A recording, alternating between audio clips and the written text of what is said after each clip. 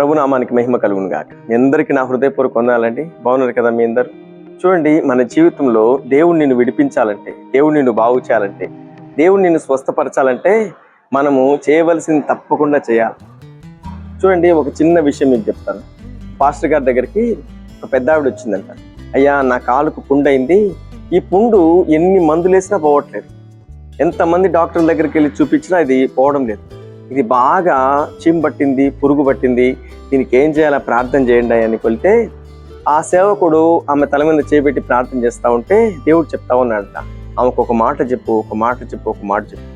ఏం మాట తెలుసా అంటే, ఆ మాట ఏంటంటే, నీకు ఎవరి మీదన్నా కోపంగా ఉందా, ఎవరి మీదన్నా అసూయ పడుతున్నావా, ఎవరి మీదన్నా ద్వేషిస్తున్నావంటే ఎందుకయ్యా అలా అడుగుతున్నావంటే, ఈ గాయానికి నీ దగ్గరే మందు ఉందని చెప్పాడు. నా దగ్గర మందా?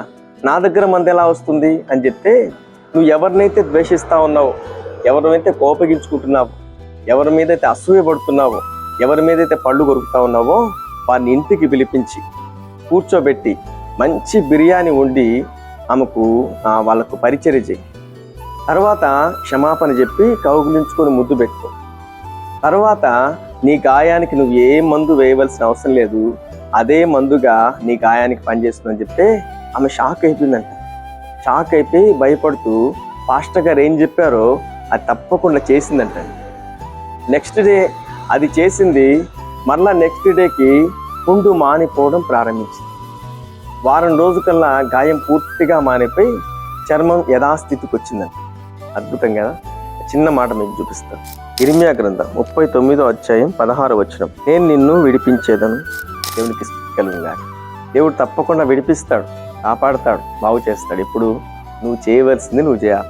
చూడండి, ద్వేషంతో మండిపోతా ఉంది, కోపంతో రగిలిపోతా ఉంది. ఎప్పుడైతే క్షమించమని అడిగిందో, వారికి పరిచర్య చేసిందో, మంచిగా వండి పెట్టిందో, దేవుడు ఆమె గాయాన్ని ముట్టాడు, స్వస్థపరిచాడు.